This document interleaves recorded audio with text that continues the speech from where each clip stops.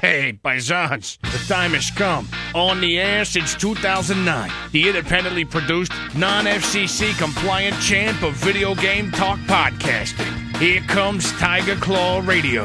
Here's your host, Critical Failure. Welcome everybody to Tiger Claw Radio.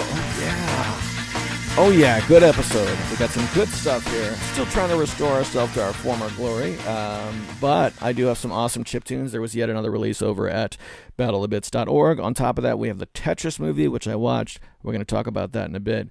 We've got some handheld stuff, some other things, and some good times lying ahead.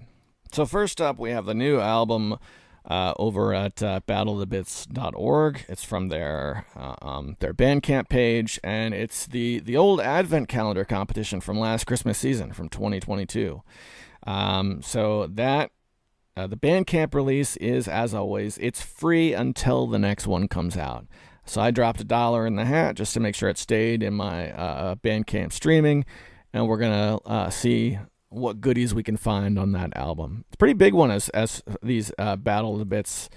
Typically, unless it's the spring tracks or the summer tracks or the winter tracks or one of those main series competitions, you're usually limited to like 10 to 15. But this is a 35-track album, so this must have been a pretty hot competition. So this one's from Tree, and it's called It's Party Time. This is the 17th song off that album. You're listening to Tiger Claw Radio.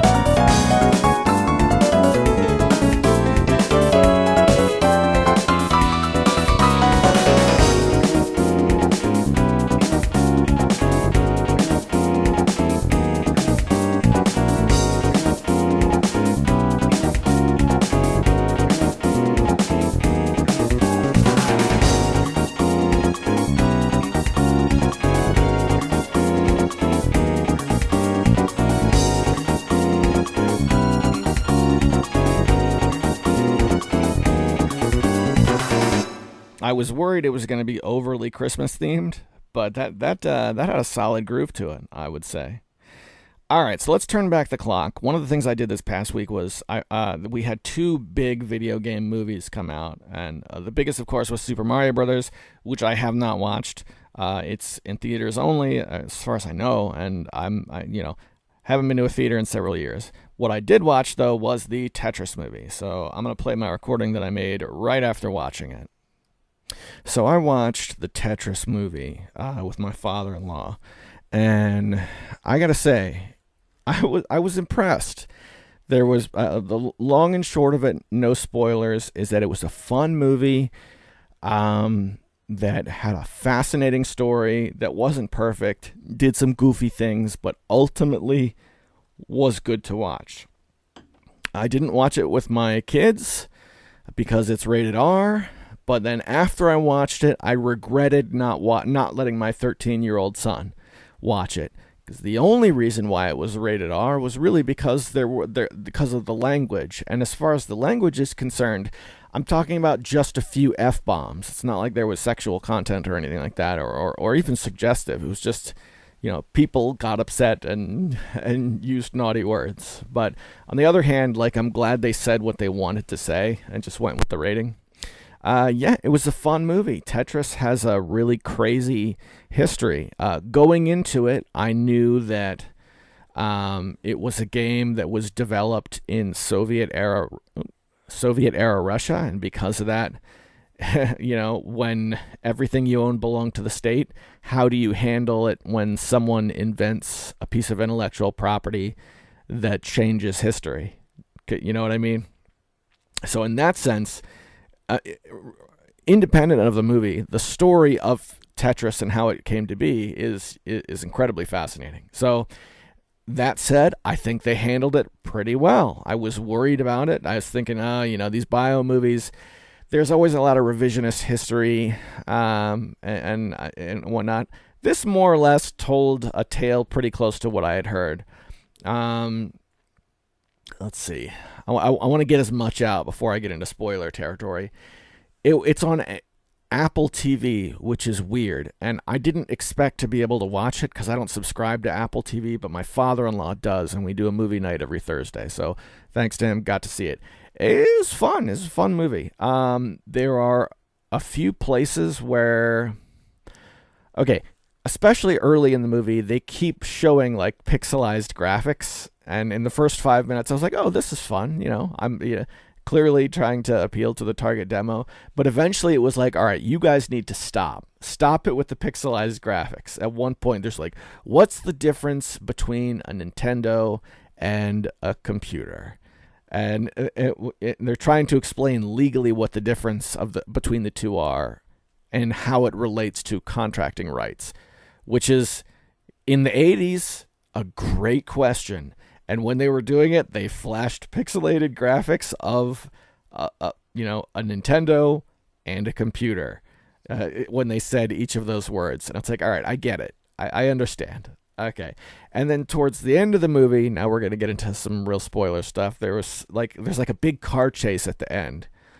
And they do it to the song I Need a Hero, which is great 80s track. And there's another great example of that song being used. Saints Row 3, which is a game that I love. Saints Row 3, the big dramatic ending happens to that song. I need a hero, but it's very tongue-in-cheek and stuff. They use that song in the big car chase at the end of this movie, but it's the Russian version because it's Russia. So all the words are sung in Russian, and it fits so great. But in the middle of the car chase, they keep cutting back and forth to pixelated graphics and to remind you, hey, this is about video games. And it's like, dude, stop. This was a really good story. I bought into it. Just let me watch the car chase. Stop flashing graphics on the screen like I'm a 8-year-old. I could understand doing that if they kept a PG rating or something. Because then it would make more sense if they're aiming for a lower or younger demographic, but it's an R-rated movie. I don't know. Weird choices. So dumb. It was dumb in that sense, very dumb, but I also really liked it. Another big part that I thought was ridiculous was there's a scene where the main character goes into a lab and signs a non-disclosure agreement and gets to see the prototype for the Game Boy. And I was like, that's cool.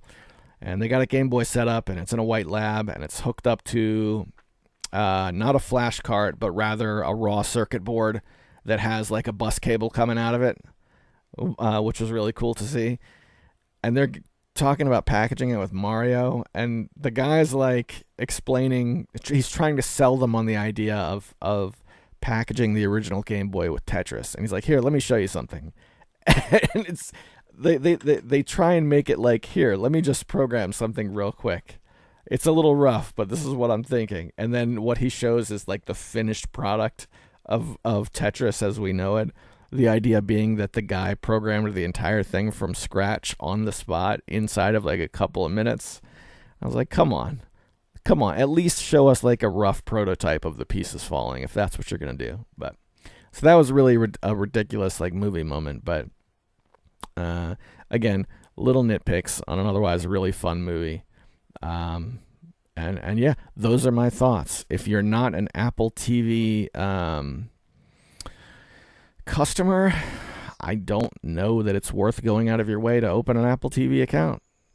Be perfectly honest, but I had a really good time watching it. So that's what I thought. Thought I'd throw that out there because I know that the poster is everywhere for it. So yeah, there you go. Tetris. I thought it was going to be bad going into it, and it was okay. All right, so we are back to current time now. I gotta touch base with Hemrock so we can get back on track with the top 40 8-Bit Collective songs, because Hemrock put all of those songs together in a massive YouTube video, and that's available on YouTube. And I was checking that out recently. It's a really good list. I want to play those again. And another thing I know that he worked on, and Hemrock, I hope you don't mind me talking about this, was he did the top 8 Final Fantasy games of the first 8, just in his order, best of. It's a great idea, and he mentioned the possibility of making that a weekly segment for 2 months, just one at a time, going down the list in detail. I really want that to happen on TCR, so here's hoping we can sort it out to get that going. In the meantime, why don't we go back to the Advent Calendar 2022 Chiptunes collection for another track. This track does a really good mix of Rocky Balboa and Kirby's Dream Land. It's from Bubblegum Octopus, and the name of the track is Remembering Victory Responsibly. This is track 28.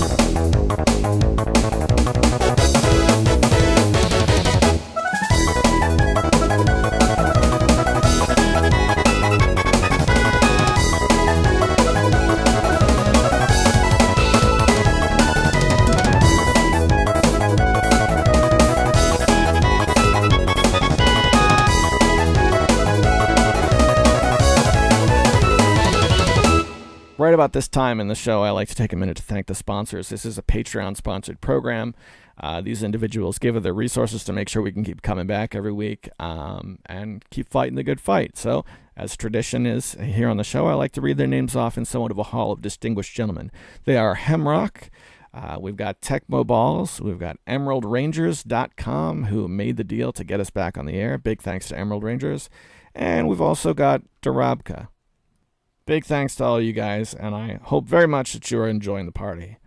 Also, over on the Discord, we've got some fun things going on. We've been playing Basic Fantasy, the OSR tabletop role-playing game. We've got a play-by-post game going, and a surprising amount of interest in that. I've got 3 players who are up and running, and 1 guy who just joined, and a bunch of people have expressed interest. So I might start running 2 games concurrently. I also have sort of a repository of files, freeware programs that are less than 8 megabytes, because 8 megabytes is the Discord cap. And I've been doing some pretty extensive work on that over the past day or two. Not just adding new stuff, but trying to add screenshots and things, clean it up a little bit. It's a file repository, so it's not going to look great. But I gotta say, I'm pretty proud of it. I just added a copy of Mario Paint Composer, the external Windows version, which is just under the limit. That's 7.37 megabytes. I added the auto clicker, so if you like your clicker games. And I added Lunar Magic, Super Mario World level editor. That's the one that Barbarian used to make, Grand Poo World and Grand Poo World 2. So if you've ever wanted to make a custom Super Mario World ROM, that's the way to go. Yeah, I'm pretty proud of this little repository. I think of it a lot like early internet, File Planet or whatever it was. Just some stuff, some cool things that I think every 2-bit laptop or whatever should have. And honestly, the reason I started this little collection of stuff was for my own computers, to bounce programs back and forth between my own set of machines, because I've got several. And with that, I think it's pretty neat. Stop on by and give it a look. All that's going on over at the Discord. In previous weeks, we've been talking about all the issues that I've been having with handhelds. And there have been quite a bit. I ordered an RG 503. It broke inside of 2 weeks. I returned it. In its place, I ordered an RG 505, and it came. It showed up defective with screen tearing, and I just got it out into the mail. They gave me a FedEx label to return it, and I just sent that out this afternoon. So I'm looking forward to getting that fixed. My birthday is on March 6th. It is now April 12th. So here's hoping I can get my birthday gift up and running by May. So the good news is the official Anbernic store over on AliExpress, they did make good. That's always a problem when it comes to AliExpress. There's a lot of risk involved when it comes to buying things off AliExpress.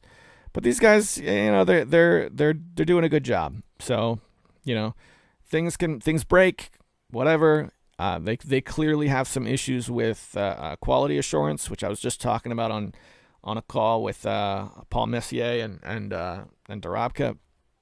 But as long as they make good, I've got no problems. In the meantime, I've been playing Wizardry. I made that video of some of the Super Nintendo Wizardry games that came in the mail. And after all that, I sat down with, it's been the Powkitty V90 has been my go-to over the last couple weeks. I have a Wizardry 5 save that I've been working on, and I got pretty far, and I spent actually a good amount of time playing that this afternoon. And that's been pretty great. I gotta say, that little clamshell has its charm. Super Nintendo isn't perfect. I can hear a few places where the music slows down, and you'll never know it. When I'm playing Wizardry 5, you'll never know it based on the gameplay, because it's all turn-based. But the music, I can hear in a couple places where it slows down. Super Nintendo isn't perfect on that thing, but it's still a great handheld. Honestly, I would like it if Powkitty released like a deluxe edition of the V90, like V90 Plus or something that had a little bit more power in it but used the same form factor, I think that'd be awesome. Because right now, Powkiddy holds the corner on clamshells. I think the only one out there is the one that Hemrock is picking up, the Retroid that he mentioned last week. Some Retroid model, and it's a high-end model at that. So if you're not buying a high-end one, the V90 is your only option and remains that way. So that's been kind of cool. And the only other model of handheld I have my eye on right now, I don't know. I know I don't need it, so I should not buy it. But I have my eye on the Powkiddy Q36, which is that tiny little guy, the mini 1.5-inch screen. I got my eye on it. I kind of want to see what it can do. Although I really should not buy it. Like, I really shouldn't buy this thing. So I'm saving for the next Panzer, the next computer or replacement PC for my one that crashed. But there you go. It is what it is. So if you turn back the clock about a month ago, prior to my computer dying, I had this big box of games that I picked up when I went to Tigerfest, and I had planned to work through them a little bit at a time, 1 week at a time, as we went through TCR. And there's enough in that box that would, give us a segment, for a couple of months. And I made it through the first week where I played Kessen, and Kessen was a weird game. I liked what they were trying to do, but it didn't hook me. Like, it was very confusing. So after that, the crash happened, and we went a long time, and I kind of dropped the idea. I want to return to that. So I went through the box, and there's a lot of like complex sort of strategy games because I was going for Koei. That was what I was hunting. So this next week, I'm going to return to the idea, and I picked out Gran Turismo 3 A-Spec to play. So I'm going to play this coming week, and we'll talk about it next week. I picked this because it's an easy one to do. It's not an easy game. The Gran Turismo games are, they're hard. They're very difficult, but I've played this one before, although it's been a lot of years. And it should be easy to sink my teeth into. I've had Gran Turismo 4 for a long time, but 3 was a game I had. My older brother had it, and I think the last time I played it was before I moved out. So we're talking, it's been at least a decade since I've played this, and I think I still have my save file as well. So I'm looking forward to that one. It looks like I paid $2 for it, and not a rare game by any stretch of the imagination. I think if you look this up on eBay, $5 maybe, if you don't mind just getting the disc. Not much at all. So yeah. One thing that I remember about it, not having played it yet, but just from when I played it years ago, I remember there being endurance races, like races that are going to last a couple of hours. And I remember thinking that idea was awesome, but never reaching a point in the game where I could actually do one. And then I didn't see those in GTA 4. So we'll see. I'm kind of looking forward to it. I think it's a good pick. So next week, Gran Turismo 3 A-Spec. Okay, so I lost a few assets when the old computer crashed, but there's one that I desperately need, that I've always needed. I need to have a little soundbite I can play to show that time has passed. Okay? It's something that's needed in a big way. 1 second, if you don't mind. Much better. Okay, so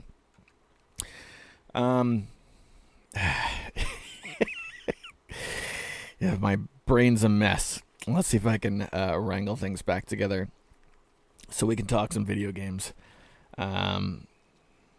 Right. Let's go to the Discord. I was bummed that it's taken me so long to get this week's episode out, but I also kind of like that we're settling into a Friday release, so I have the entire week to just piecemeal the episode together. So as it turns out, late last night, over on the Discord, we got a bunch of stuff from Hemrock, and some of this stuff is really good. Some of it's crap now. Hemrock's comments always send me down the rabbit hole of thought, So I like to do them earlier in the show when they come along. All right. So over on Discord. Wow. Episode 445 was a great one. Thank you for another episode. KGB525 is one of my favorite chiptune artists. Glad he made the show. Consider me interested in wizardry. You should do a Let's Play of Wizardry 5. All right, we're going to break right there, because here's a man after my own heart. I should absolutely do a Let's Play of Wizardry 5. I love that game. One of the top 3 all-time favorite games. All time. I love it so much, dude. Would love to do a Let's Play. I've always kept it in this mental folder of stuff that no one else but me is interested in. But yeah, I could do some stuff with Wizardry 5. Let's get back to that though. And we're gonna move on with the comment. He says, I haven't made much progress in Pokemon since Tiger Fest. I have made my save backed up as I sold my Powkiddy X18S. Okay, let's stop right there. This is a very personal question. It's okay if you don't feel like answering it. How much did you sell the Powkiddy X18S for? Because I was considering making an offer for it, but it would have been a low ball offer. So if you got like decent market price or just under market price, you made the right move. But yeah, X18S was a bit of a disappointment, huh? Sucks, home dog. Because I gotta say, form factor looked okay. The only thing that kept me away from it, from moving in that direction, was the heat, a complaint about the core heat. Because yeah, well, let me know how the Retroid works out. But let's move on with the comment. He says, I'm waiting for my Retroid flip to come in later this month, or early next month, to continue my Pika Blue adventure. I saw a playthrough of the first level of Grand Poo World 2. That is some crazy stuff. Fun to watch. How did the term Kaizo become associated with different Mario hacks? All right, let's stop there. A couple things. Kaizo, at least as I understand it. Now, this is what I've pieced from, watching this type of stuff and sort of being around these people. I didn't look this up. All right, it would make sense for me to look this up to answer your question, but just from my wet noodle understanding is that Kaizo was a person who used to make terrible hacks and in a sense become synonymous with a particular thing that happens in Mario hacks. Do you know in Super Mario Brothers, the early games, there were these invisible blocks that you could bop and you'd get a coin, but you didn't know there was a block there, okay?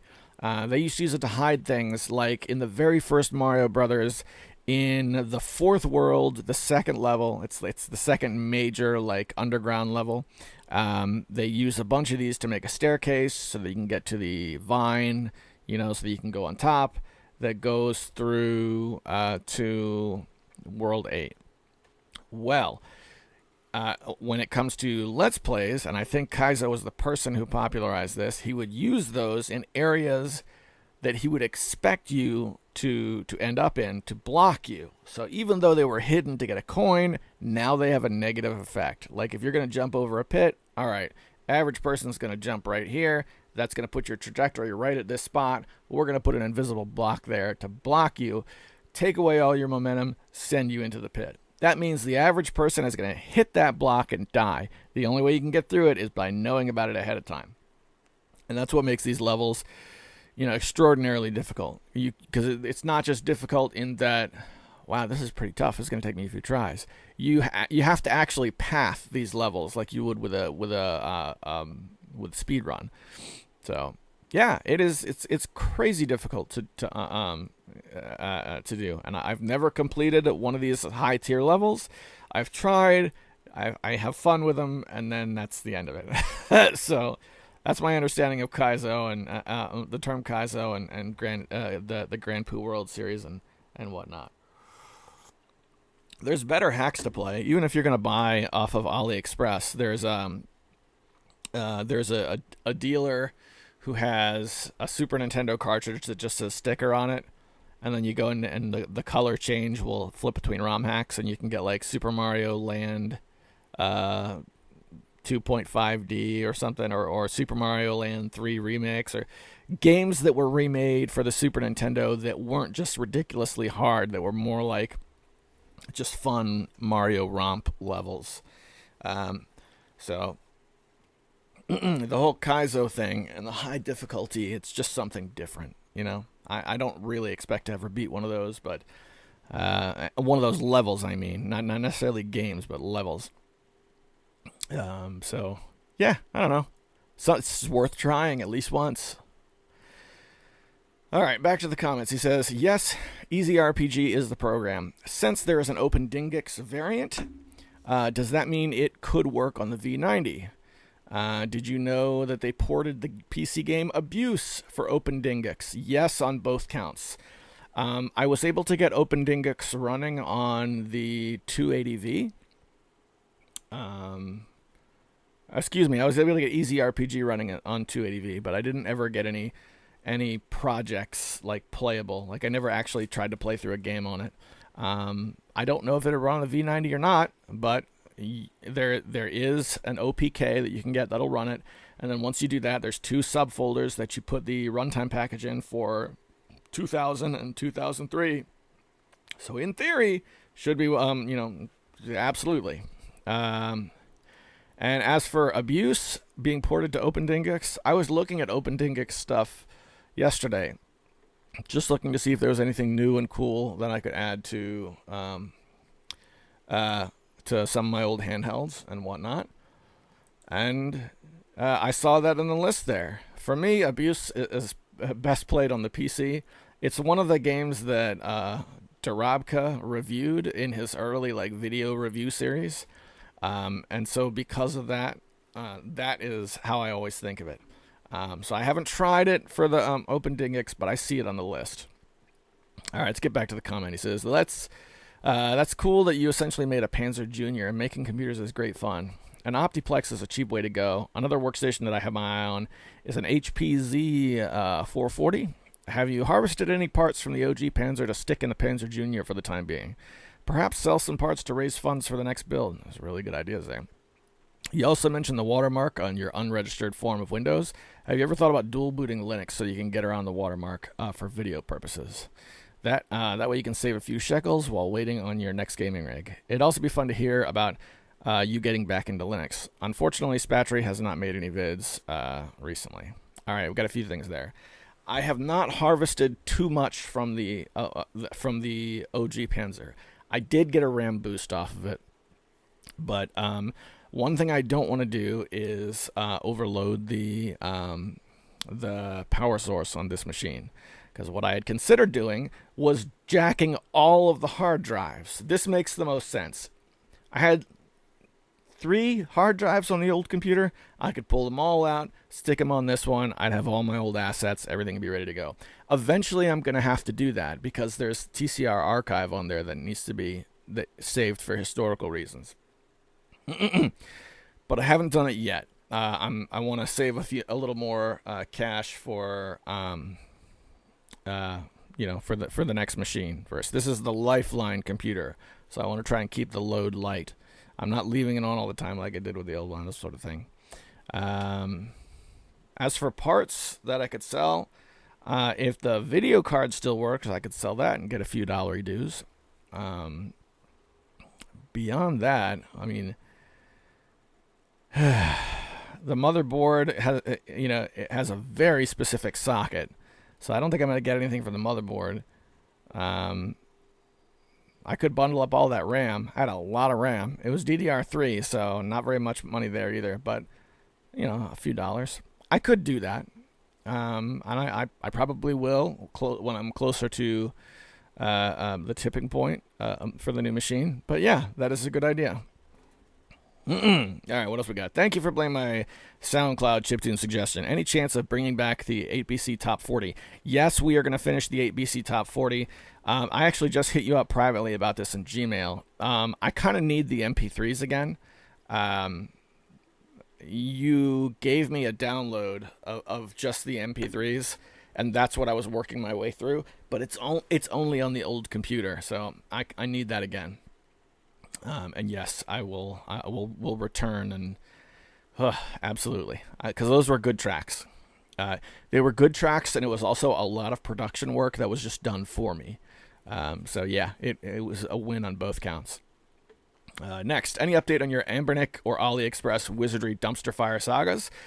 Sure. I'm playing through Wizardry 5 on the V90, which is making it so that I have a lot of patience for the Super Nintendo stuff to, sort out.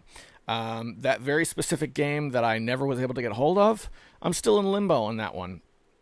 But I did order another one called, it's the Super Nintendo version of Wizardry 1, 2, and 3 mashed into the same cartridge. Now, it's been known for a long time that you can get that Japanese-only game, switch it to English, and it'll work.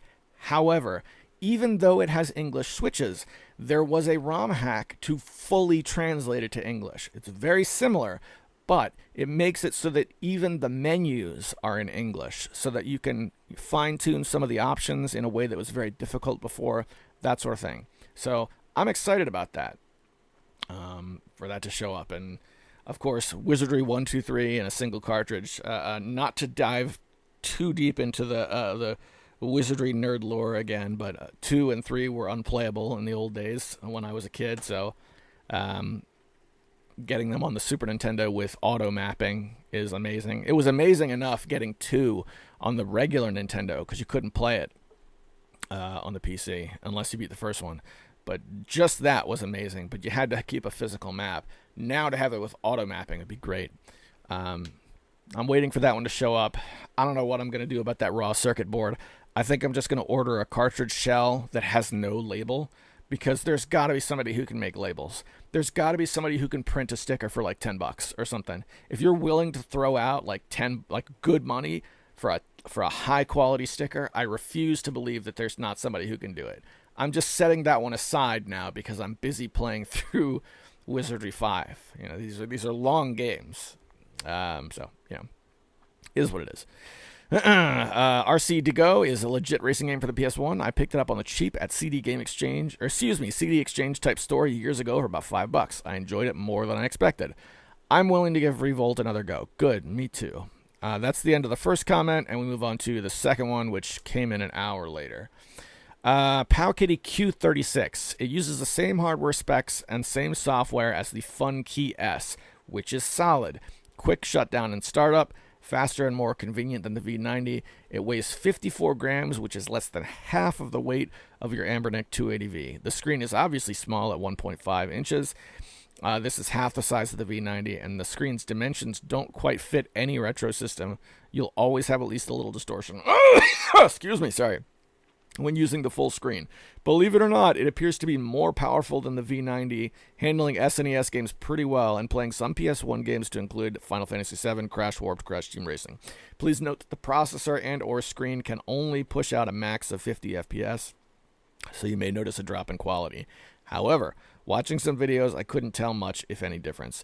There is no headphone jack. Supposedly the build quality is pretty high for a Powkiddy device. It's a bit expensive, running in at $60 on the Powkiddy website. For about $60, you could pick up nearly 2 Powkiddy V90s when they go on sale for $35, or even a Mii Mini Plus when they're back in stock.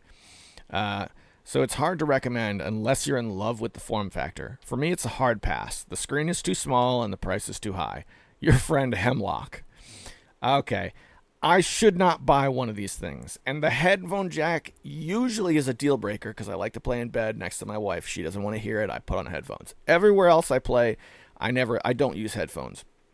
So if I bought this little guy, it would not be for those bedtime sessions. This would be the gas station machine, or whatever. I'm out there and about. I'm gonna play Burger Time for a few minutes. This would be what I would go to. The fast startup and shutdown time sounds really attractive, but I'm not going to pick it up because for a couple of reasons. Because of the screen resolution being a little off, that's weird. I don't know what to make of that. And I was looking around at AliExpress this morning, and there's similar systems, similar form factor, for less money that look like they do just about the same thing. Even from Powkiddy. Powkiddy has the Q20, which is a very small device that looks a lot like the shoot, I can't even remember what the Authentic system is called. It's a little device that looks a lot like the one we're talking about, but it's just a wee bit bigger. Just a wee bit. It has a 2.4-inch OCA screen as opposed to a 1.6-inch, right?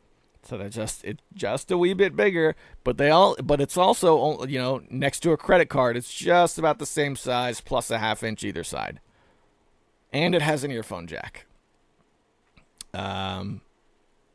So I saw that thing on AliExpress this morning for, what was it? It was pretty low. Hold on, I have to refresh my session because that tab's been open for hours now. I know, now it's not going to tell me. It was like $35. And I was like, oh man, I don't know. And I even had it in the cart, and I was like, all right, dude, you don't need this. You don't need this. You've got plenty. You go play one of the ones you have. Play one of the ones you have. Here's the rule. If I'm going to buy one of these devices, there has to be a very specific game that I want to play on it. That's the rule, okay? So I would only buy, okay, like the one we're talking about, that Pocket and Go machine. If I got that, I would be playing score-based games, probably NES ports of score-based games on it, and that's what I would play. Like, do you know how on the Discord I posted a screenshot a couple weeks back of Burger Time? I was playing that for a while, and I have the high scores channel. I was like, let's post a high score. Those are the games I'd be playing on it. I'd be playing Burger Time. I'd be playing the NES version of Spy Hunter. I'd be playing Galaga. I'd be playing that kind of stuff. I can't see playing anything else. If I were to play something that was original Game Boy, I really kind of have to use my RG300 at this point. I don't know. But if I want a tiny little machine that I'm going to throw in my pocket, I'm probably going to go with the RG280V because I have it already. It just needs a new OS. But I always feel whenever we talk about this subject, I start to get into what I like to call serial number soup, where it's like, okay, you got to stop. You don't throw out too many serial numbers of different models of machines because you're going to lose people. Because I know if I'm listening to that, it becomes very, very difficult to follow. So, I think a lot. I would like to move a lot of the handheld discussion to like a straight video where I can like show pictures and stuff. I think that might make the most sense. Let's see. I navigated away from your comment. Was that everything?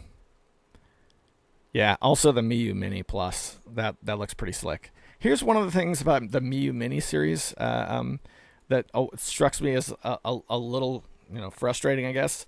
The original Miu Mini, first of all, it was announced for $40, and it was never sold for $40, right? You weren't getting one of those things for less than $60 when it was hot, and even then, they were rare. More likely, you're going to pay like upwards of $70 or $80. But that little machine, the first one, not the Mini Plus, that was the exact same size as a deck of cards. Now, it just so happens I am an aficionado of playing cards. Love me some playing cards. A lot of special cases that you can get for playing cards that little Miu Mini would have fit perfect in, and that would have been pretty slick, man. It would have been pretty slick. The Mini Plus looks like a great machine, but it's about an inch taller in every direction. So it doesn't have that same form factor. Now, for the average player, that's a good thing because you need a little bit more, a little bit more space for your hands. But I don't know. That's sort of a weird observation. I noticed that when I'm looking around. And I think that brings us to the end of all Hemrock stuff. Thanks for reaching out, man, and letting me know what you think. I'm definitely super interested in getting back to completing the top 40. By the way, if you don't know, again, you can listen to the entire top 40, start to finish, on Hemrock's YouTube channel. That's still available to the public, as far as I'm aware. So usually at this time, I switch gears and I head over to YouTube so I can see what else people are saying. But there's something that occurs to me I haven't gone over yet. Since the last episode, I beat Fallout 3. You remember how crazy I was talking about? I love Fallout 3 and it was amazing. Had a great time with it. It was great. I beat Fallout 3 and how long? Well, give me a second. Let me look it up in my Steam library here. It says I have 4 hours, 40.5 hours in it. And the second I saw the ending, that was it for me. I knew I wasn't going to play any more of that save file, because that was a good run, like a good alignment run. I was a nice guy with all my options, whatever. Yes, I want to play through it again as a jerk, where you can kill people and do whatever. But I knew I was ready to move on to another game. So I went to Fallout New Vegas. And everybody has been telling me pretty universally that Fallout New Vegas is the superior game. Gotta say, hot take incoming, I didn't see it that way. Remember that one of the thing I loved more than anything else about Fallout 3 was that it takes place at home. I'm from Southern Maryland. I was born and raised in Montgomery County, Maryland, it's the southernmost county, or it's the county, one of the counties that bumps right up to Washington, D.C. In fact, in Fallout 3, there is a Montgomery County water depot. Now, it's just name only, but it's there. There's other places I know from my youth that were rebuilt in Fallout 3. And in fact, one of the things I want to do is make a video that goes into detail about what's what. I loved that game because it took place at home. Fallout New Vegas, they did a great job of making it take place in Nevada. But that element that I loved isn't there. I can see that they have technical advancements on certain things right now.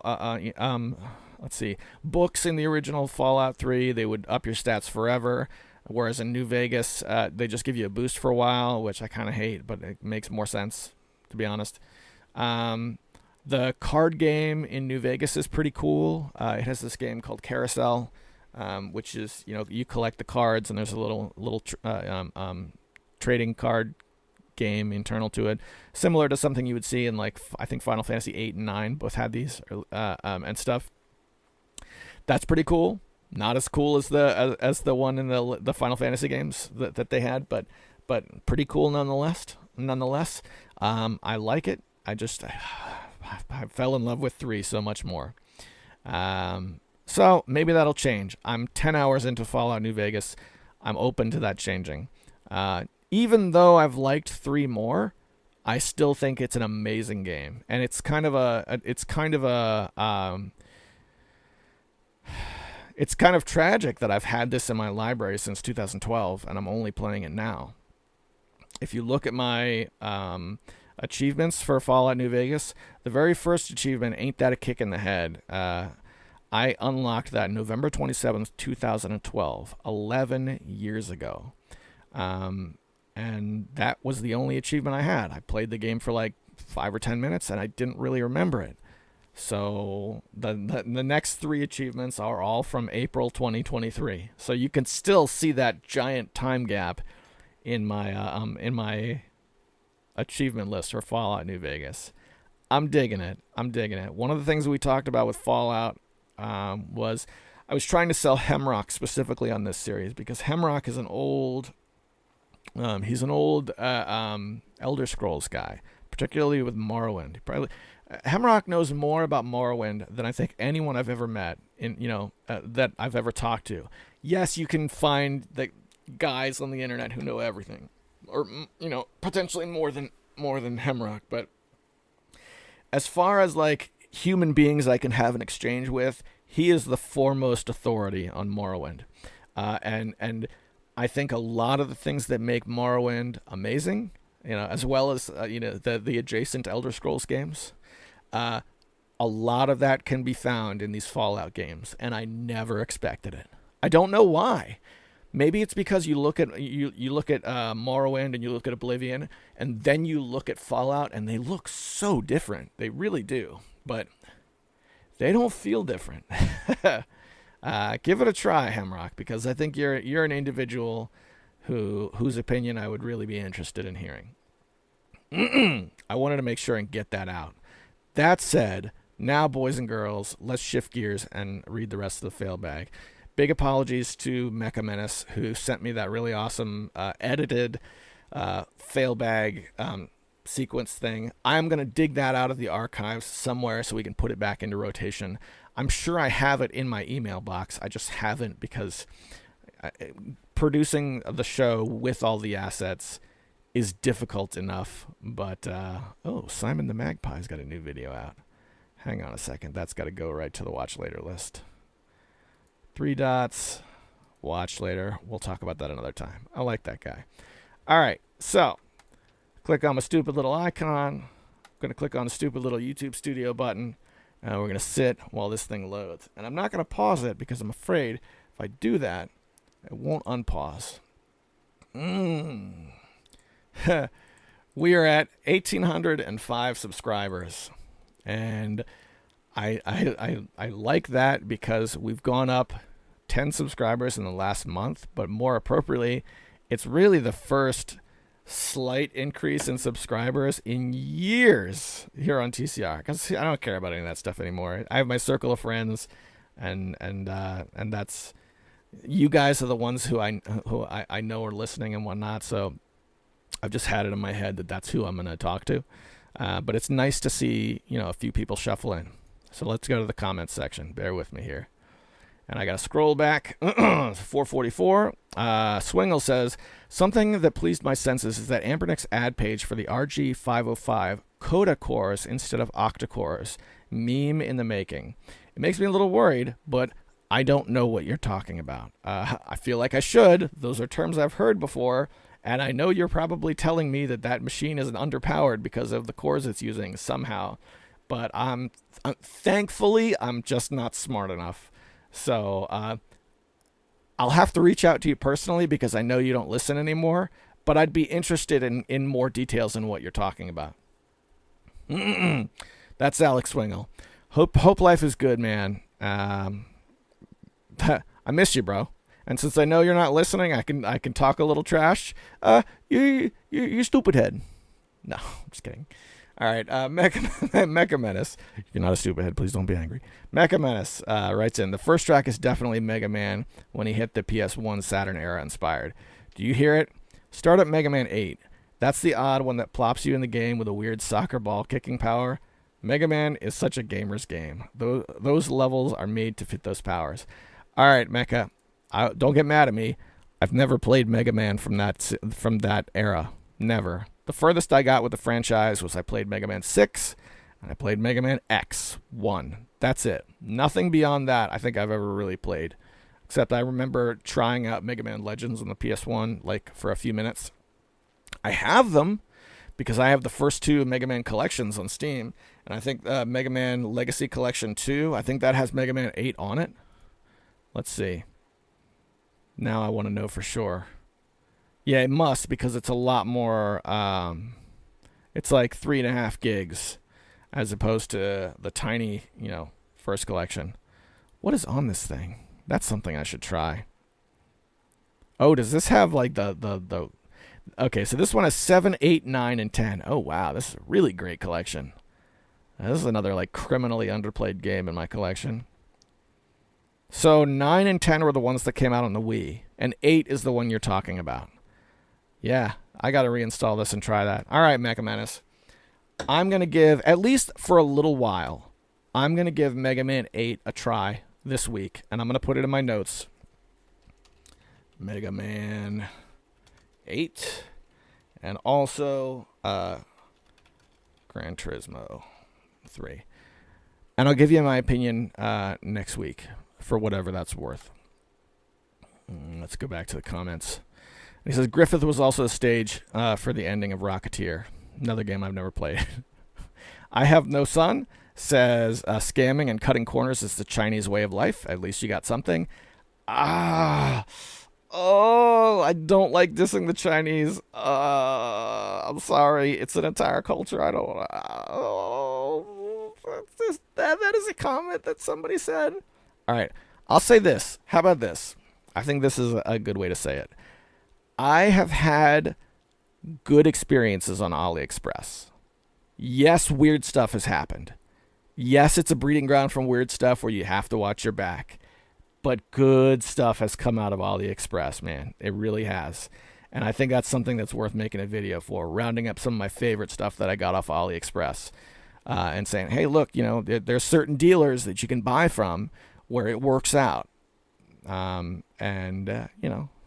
So it ain't all bad. You just got to know what you're, Got to watch yourself. Nismo says, if they made a decent build quality version of the SP design, I'd buy that in a heartbeat. I only want the 280V because I feel it'll last longer. That's it, man. I completely agree. If they have, if they made a Powkiddy V90 with a stronger core that can do more, I'd be on board. That would be amazing. I can't believe we don't have something like that yet. Powkiddy, get on this, please. And Toro the Great. Actually, let me uncheck this because I know he's got some stuff. This is a guy I checked in. This guy warms my heart. He put, bear with me, man. It's loading. Just found TCR. Enjoyed the show. I'll have to check out some more episodes. Brother, that made me feel real good inside. Hope life is good. Thank you for that. That was on 442, and then 443 says, happy belated birthday.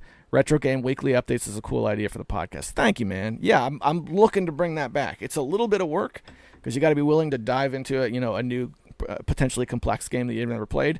But it's also one of those things where it's like, this is going to give me motivation to actually play the big box of games. So for that reason, pretty cool. So that will restart next week when we come back. Kevin Saxton earlier today says, I'm glad, this is about the emulation handheld thing I put up. I'm glad you mentioned your issue with custom firmware. I've had that experience several times. I follow the instructions to the letter and I end up getting a worse experience than I had just using it the way it showed up. I've had more experiences when the new firmware is a big improvement. I just wish people would give that information. It's not always smooth nor easy. And most of the guides that show you how to add these new operating systems make it sound easy and seamless for everyone. And yes, the SD cards are interchangeable between the V90 and the Q90. I have one card loaded with the firmware and games, and I want to use them on whichever console I feel like playing.